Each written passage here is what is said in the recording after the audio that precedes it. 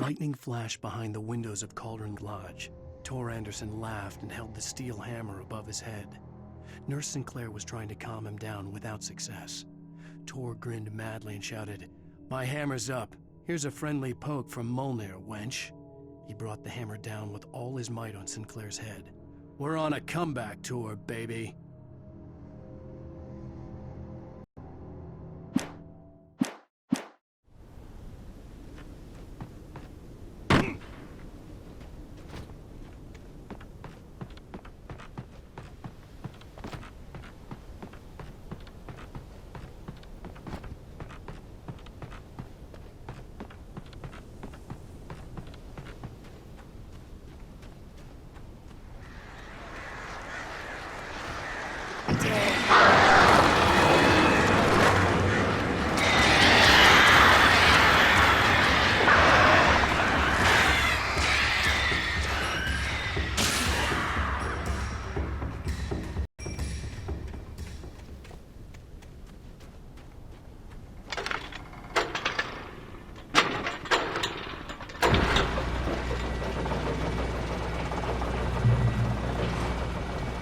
Oh, great. Another cable car. Just great.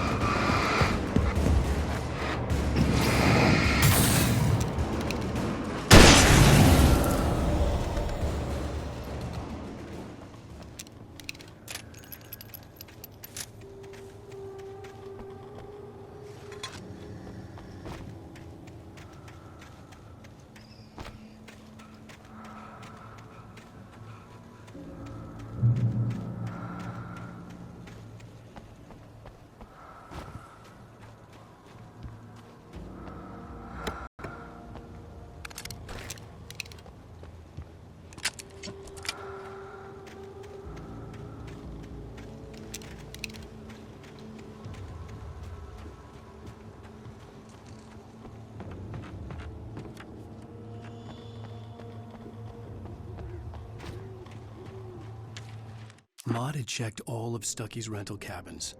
There had been no sign of the Wakes. It was dark when he'd found their car parked at the end of the road by Cauldron Lake. It made no sense. They must have taken a wrong turn, but there was no sign of them, and the car had been there for hours already. Frustrated, Mott stood on the rotten ruin of the footbridge that had once led to Diver's Isle before it sank beneath the waves years ago. The boss wouldn't be happy.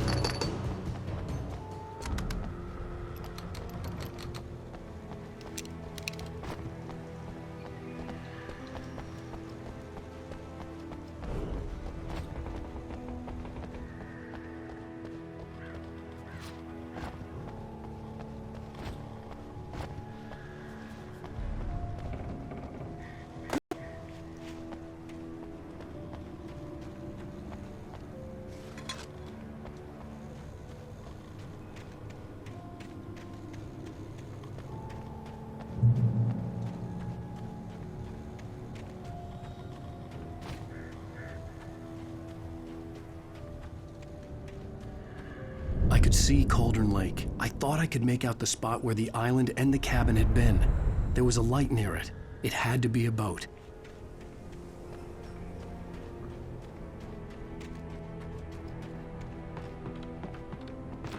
I was close now.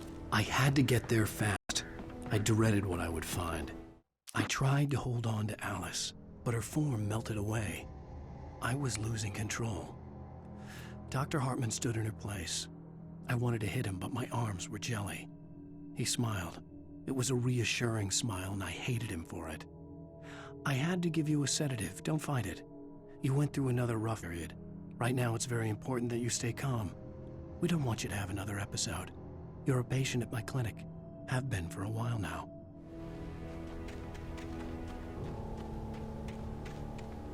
Wait! Are you? Wait! Hey, I'm here! I'm coming! No! Get away! Sorry! Please, leave! The boss didn't know who he was messing with! I didn't know! I swear, I didn't know! We don't have his wife! We don't know where she is! She's probably drowned!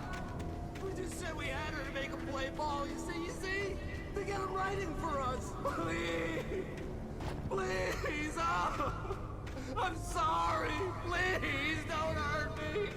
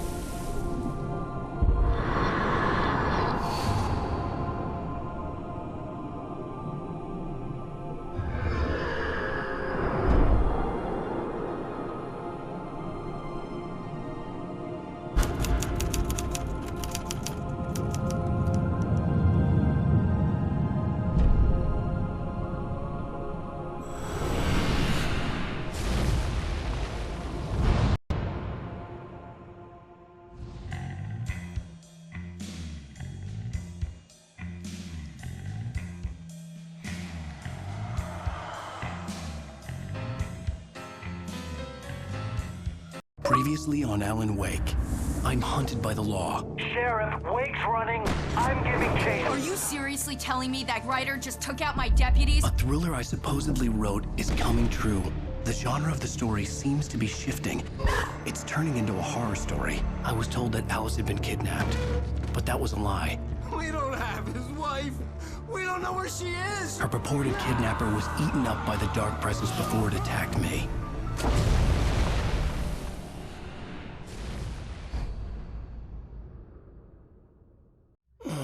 Alan, shh, baby. It was just a nightmare. Alice. There you go, Alan. Hartman.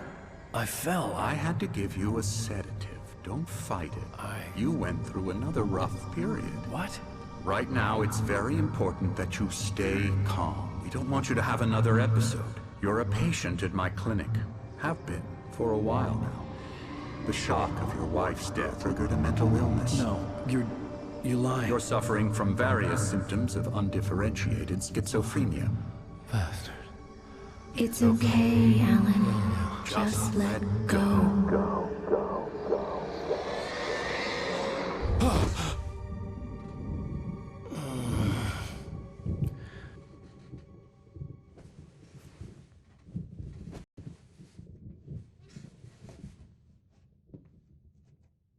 I felt groggy. Whatever Hartman had bumped in me was making me numb. I felt like this was happening to someone else. Someone I was watching on television. I couldn't think. Couldn't focus. The door was locked. I was a prisoner here.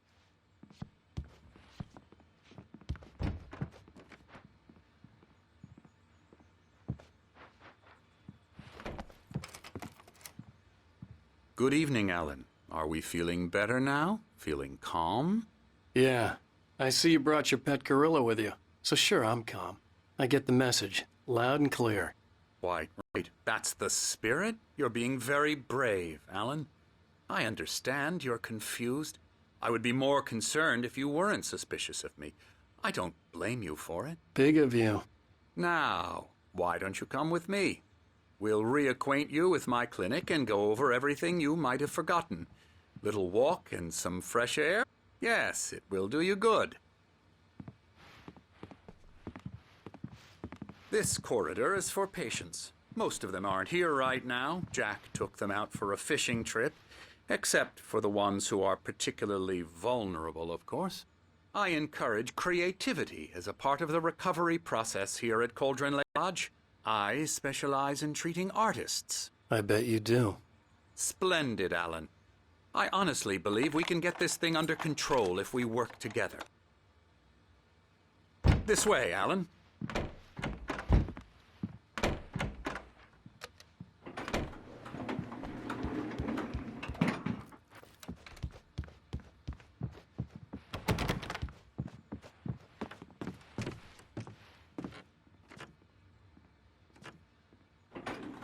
Now, Alan, from past experience with you, I know I need to get right into the heart of the matter as quickly as I can after an episode. So I'm just going to say this. Alice is dead. No. You're in a very vulnerable state until you understand and accept this. Alice drowned, and you couldn't face that. You're suffering from hallucinations, paranoid delusions, unusual thinking, an obsession with light and darkness, a feeling that everything revolves around you, your thoughts and dreams. Your mind has constructed an elaborate fantasy scenario in which your writings are affecting reality. She has been kidnapped and supernatural forces of darkness are trying to stop you. We go this way, Alan. I wasn't ready for another shot, so I went along with it. He had to be lying. But under the influence of the drug he had given me, I had to fight not to believe his words. It's all in your head. You've been making it up. Apart from the tragic accident with your wife, no one has been killed. Your delusions are just a manifestation of your subconscious mind trying to protect you from the too painful truth. Unless we fight the fantasy, it will return. I know the instinct is to resist me, but think about it. Doesn't this make far more sense than the insane supernatural conspiracy you have concocted in your mind? You're a skeptic by nature, Alan. We both know this. Everything can be explained logically.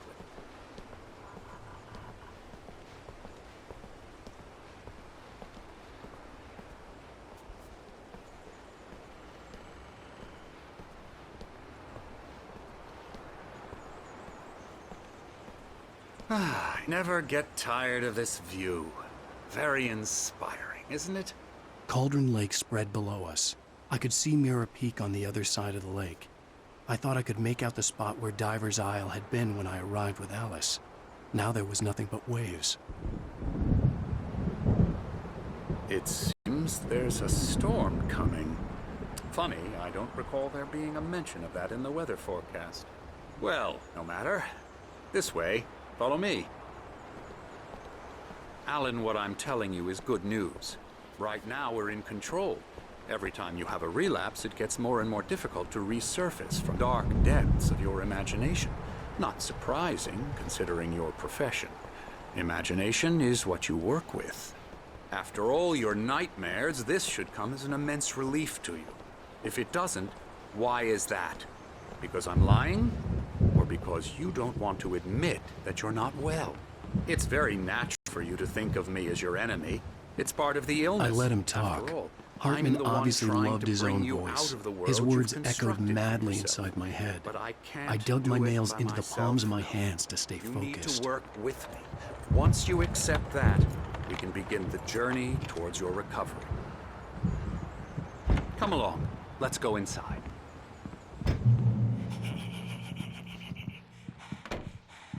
Now, here's the entrance to the office wing. That's for staff only. You were impressed by my trophies when you first arrived here.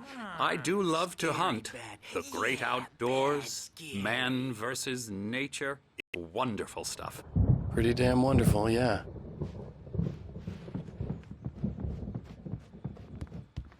Scary, scary, scary.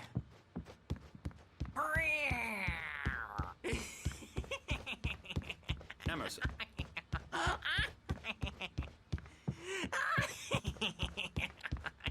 I'm a real bad dream, mister. You should be afraid of me. Don't want to run into me in the night, that's for sure. Please, Emerson. Mr. Wake is confused enough as it is. Yeah, you'd like me to go away so you won't be scared. But you can't just decide what kind of dream you have or when you have it. Emerson, Okay. Sorry. Ew. That's Emerson. We're actually making some progress with him, I'm happy to say. He works on video Elbow games. strike. Ooh, It's yeah. trash, of course, but it does involve Get some him to the head. small creative effort, which makes him receptive to my therapeutic methods. No kidding.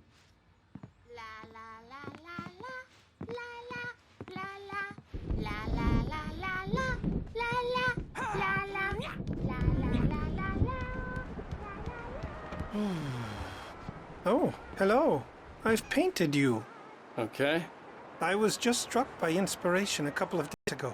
Dr. Hartman wanted me to paint landscapes, and that's what I was doing. But now I've been doing these things, a lot of them. The images just keep coming. Dr. Hartman likes them. He has them in his office. Yeah? He's very proud of me. He says I'm getting much better. I think I'm getting better.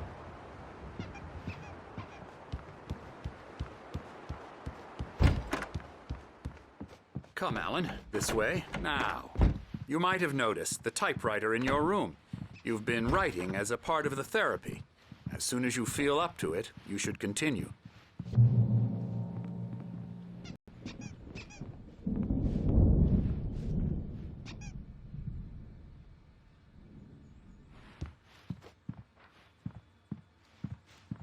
My rheumatism's killing me.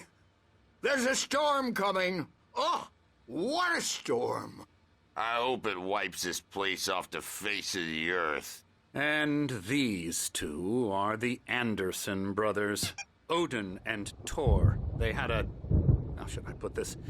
A heavy metal band in the 70s and 80s called Old Gods of Asgard.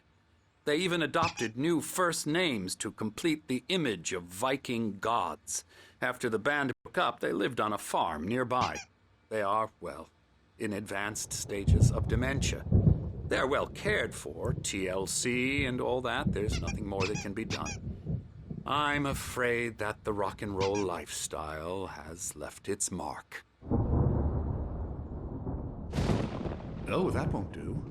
I'm sorry to cut this short for now, Alan. The power has been acting up. I'd better go check on it. We'll continue this soon. Meanwhile, when you feel up to it, return to your room and try to write. It really is for the best. Don't you think? I'd like to bash his head in with a hammer. Oh, he'd love to fish out our secrets, but he has no clue. He's not crazy enough. Not crazy like us, Sonny. Yeah! Being crazy's a requirement, Sonny. Who else could understand the world when it's like this? It takes crazy to know crazy. That's the sanest thing I've heard in a while. Zane! You're all right, Tom. Hey, we like him, don't we, bro? He's got to go to the farm. The Anderson Farm. Valhalla! We wrote it all down, lest we'd forget. A crash course. All you need to know to get your head right. You need to find the message. Here, Sonny, here's something for you. Gave me a rash, but I kept it safe from these bastards.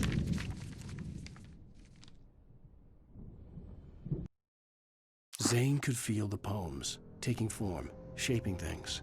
As he experimented, he imagined he could almost feel the power surging through the keys of the typewriter. It exhilarated him. But there was fear, too. If not for his assistant Emil, he would have given it up. But Emil convinced him otherwise. He, too, had a way with words. My head was clearing up, or according to Hartman, I was sinking back into the fantasy. I was convinced he was lying to me. About everything. Crazy or not, the Andersons made more sense.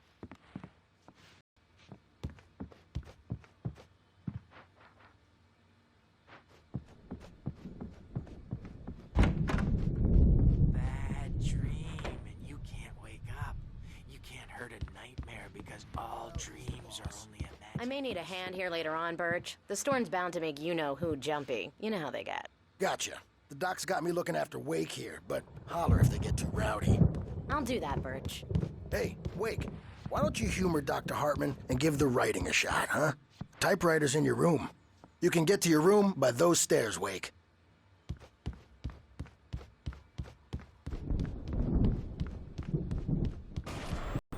Something's wrong. I'm not myself. It's hard to think that there's a shadow inside my head. I can only focus on writing. Everything else is a blur. I'm trapped in this cabin. Have been for days, but it's always dark outside. My editor is real. I saw her again. She's not human. It's not human.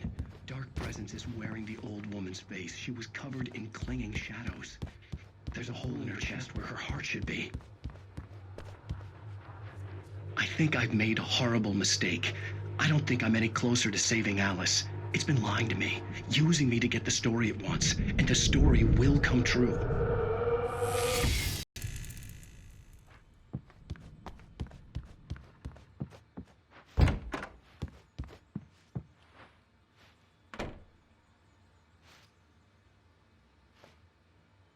Hartman wanted me to write.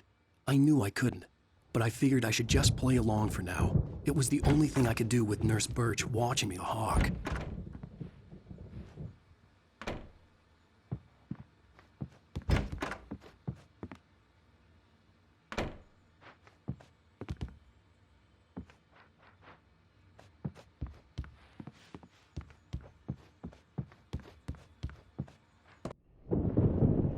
The white glare of the blank page in front of me hurt my eyes.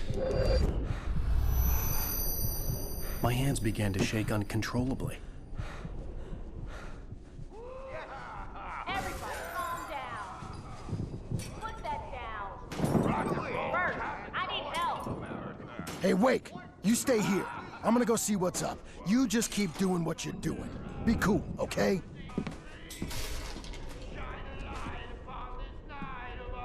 I didn't know what the chaos was all about, but it could be my only chance of getting out of here. Where the hell did he get a damn hammer? My hammer's up. Here's a friendly poke from Hartman had mentioned that the power had been vanished. Maybe that was the reason for the generator and the work light on the balcony. The generator had been activated, and there was no key. Well, things are unraveling fast, aren't they? Hartman kept talking, giving Barry the grand tour, clearly proud of the place. He went on and on about his hunting trophies, and Barry was impressed. But he was here on business. He raised his voice, cut through the monologue. "Hey, Hartman, here's Al." Hartman stopped in mid-sentence, annoyed at the interruption. He nodded at the hulking orderly standing nearby. The man smiled and clapped a practiced hand on Barry's shoulder.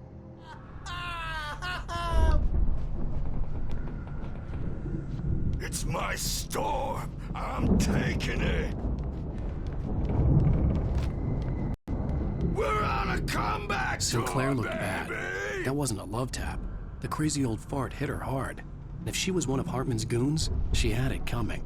I could get the key to the office room from Sinclair. Rise up in their name. The backstage is all yours, Tom. Seize your destiny.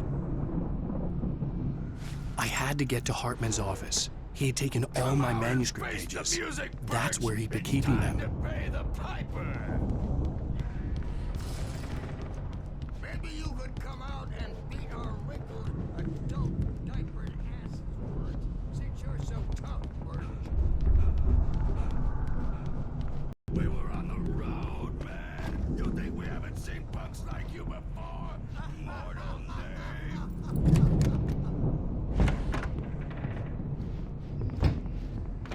The markings on the tape said they were recordings Hartman had made at the sessions with his patients.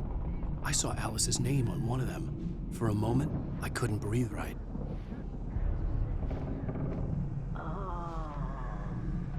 Now, Mrs. Wake, can you tell me about Alan's problems? He's more and more out of control all the time. The parties, he's so angry all the time. He's getting violent. Do you mean with you? No, not with me. No, never. Sometimes I almost wish Alan would take a swing at me, because at least that'd lead to a conversation he couldn't just march out of. But no. Alan doesn't really sleep.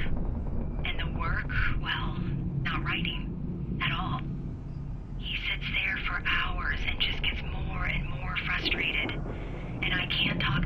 Yes. Tell me, Mrs. Wake. What would you say to him if he'd listen? I don't know. I want to say, I look at you, and it's not you. Just some stranger who resembles you. Looking out from behind your eyes, and I don't like that guy much. And now it's all gonna go to hell. But you don't ever say this. No. I've tried, but he's not listening. He's too deep in his own problems, always going on about something else. I'm so afraid I'm gonna lose him, and we're not even talking anymore. He doesn't let me in anymore. He just keeps me in the dark. I'm so alone here, even when he's home. Please help me, Doctor, because I'm at my wit's end. Well, if you can just get him here, I'll absolutely do my very best. Yeah, but Doctor, you need to be careful with him. He's not just going to listen to you and cooperate. He's the most stubborn man I've ever met. Well, I'll be sure to bear that in mind. Hearing her voice, what she was saying made me happy and sick and guilty all at once. Worst of all, I recognized the words. The phone call from her. It had been a cut-up of this. Just a recording. Rudolph Lane's case is interesting. He was completely blocked, and frankly, I was about to discard him as useless. However, once Wake arrived and started writing, something changed in Rudolph. He's producing extraordinary work, increasingly dark pieces. Unfortunately, he doesn't respond to direction at all, and it's my belief that he's not so much a creator as an illustrator, perhaps, a recorder of sorts. I hadn't considered the existence of such a role before, let alone its implications, but the paintings he has produced are informative. At least he's easily controlled and useful. I wish I could say the same about Wake. It's frustrating that the best subjects are always so damn difficult to deal with. Not buying that. I was tailing Wheeler, and this is the only place he could have gone. That means Wake is probably there too! Agent Nightingale, this is private property, and I will not allow you to disturb my patients. Yeah? I can get a warrant. How'd your fragile little patients like that? Oh, I'm thoroughly intimidated by your mighty authority now, Agent. Listen, you smug snob. How would you like it if I busted through this gate and knocked you around a little? Agent Nightingale, first of all, I'm recording this conversation, so you might want to watch what you say. Secondly, you're not dealing with a hick now. I know the law, and if you can get a judge to grant a warrant, I'll be glad to cooperate. But you won't get one. Be advised that any further communications with me are to be made through my lawyer. I don't believe this. Good day, Agent. Yeah.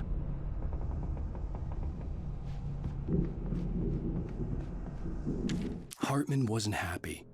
Mott could see it in his eyes. He quickly lowered his own. He had made a mess, and he knew it. The shame of failure was hard to bear. He hadn't expected Wake to say he needed more time, and he blurted out 2 days, less than Wake had asked for to show him who was in charge. But that wasn't part of Hartman's plan. Let me out of here! Hartman, do you hear me? I'm gonna stew your crazy quack ass to shreds! Seriously, do you have any idea how much trouble you're Barry? in? Ow! About time! Barry, man, am I glad to see you. We need to get to Hartman's office. It's right next door. You okay? Yeah. I mean, no! The cops found me at Rose's trailer, but they didn't hassle me too much. I'm obviously a victim in this, and I demanded to be treated as such. Or else I'd sue their asses. Speaking of asses, that Fed gave me a real hard time, but I had no clue where you were. That guy's crazy, Al. But he let me go, and then I get a call from Hartman, that son of a bitch, who tells me you're here, and I should come pick you up, but when I got here, 2 goons clobbered me and stuck me in there. What's with the cutout? I stole it from the diner to piss off Rose after what she did to us. That'll teach her. Yeah, that's a harsh punishment. Come on, pal, we gotta get going.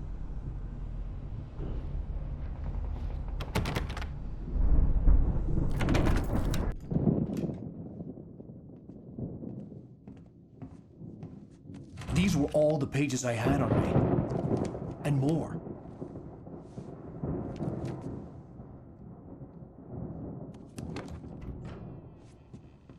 Alan, please. You're sliding back into the... Tell me one more lie and I'll shoot you in the face. Ah, well, it was worth a shot. Really, Wake, come on. Let's work together on this. You have no idea... Hartman, shut up! Barry, get out of here. I'll catch up with you. Get a car. Oh, Al, let's just... Go! Wake, listen to me. This is a mistake. Don't you see? Together we can create something absolutely wonderful. With your ability and mine.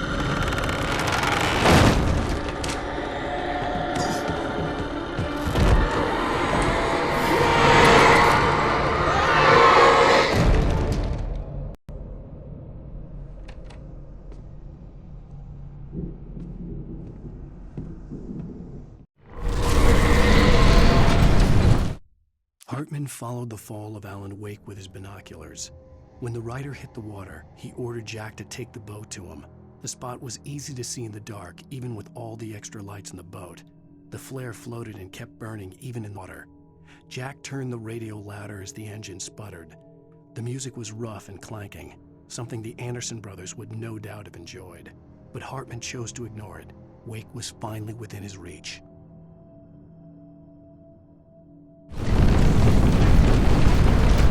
Presence would be on me in a moment. I had to find a way out.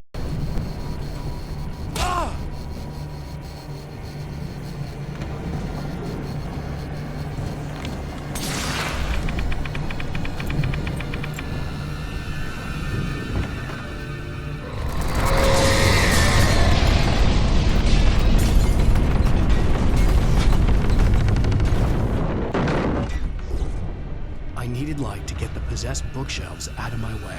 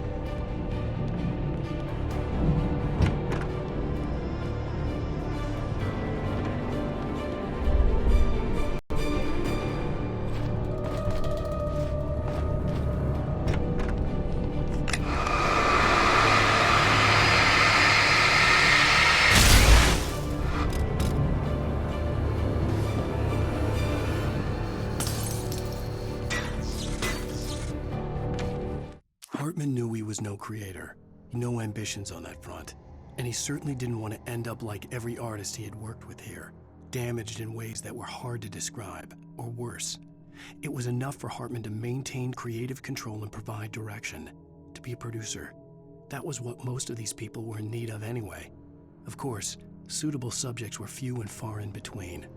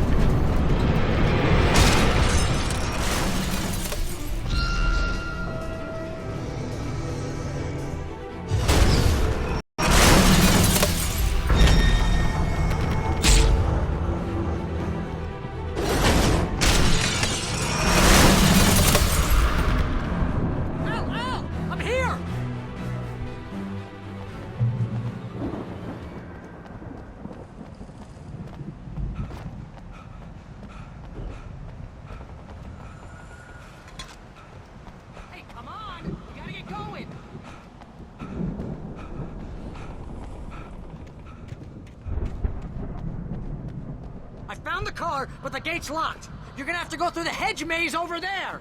Barry, I don't have a light. Take this, Al. Oh, God! Look at the house, Al!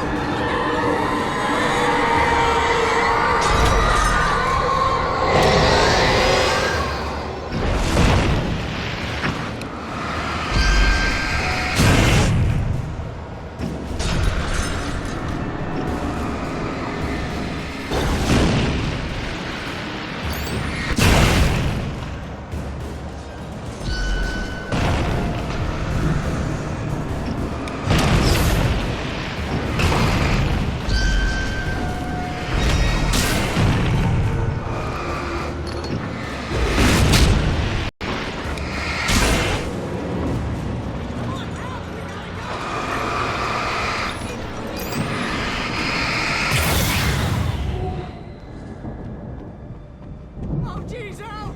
The house looks bad! Let's get out of here!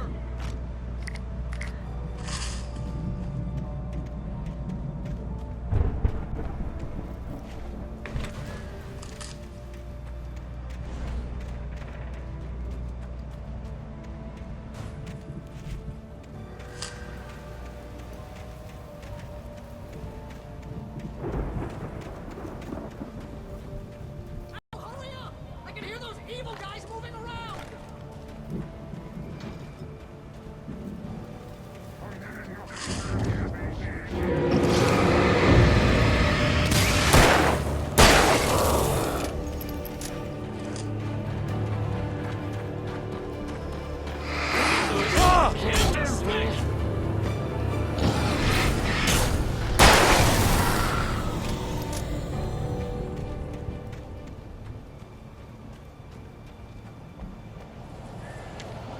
I stared at the Viking paraphernalia that littered the area, surrounding an unlikely centerpiece. A full-size stage complete with an impressive sound system with all the trimmings, including a dragon. It took a special kind of crazy to build something like this in a remote field. When the sky split open with a deafening boom and the music started blasting, it felt strangely appropriate.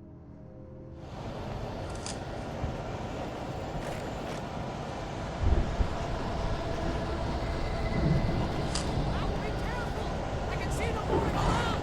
They're coming for you!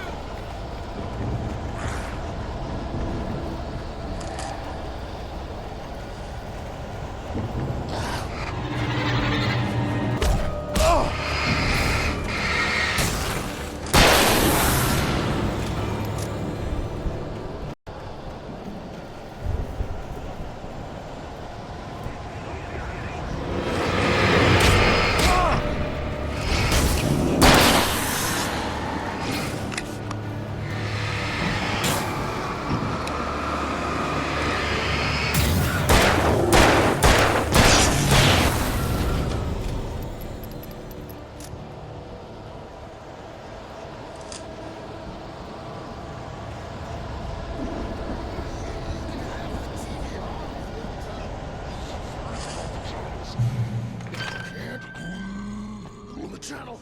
We'll turn it off. We don't like fighting it. It makes people mad.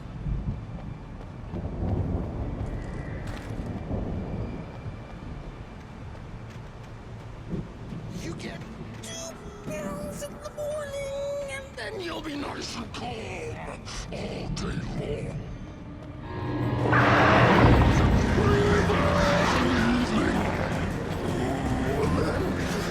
You sleep like a baby.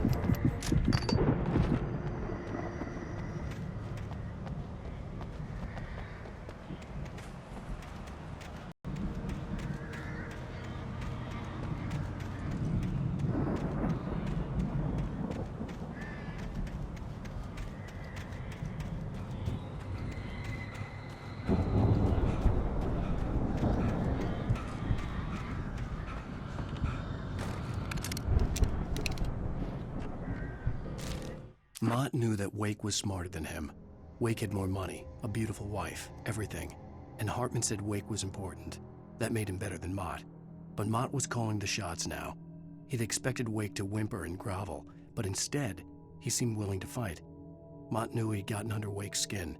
If only Mott actually had his wife. The thought made him shiver.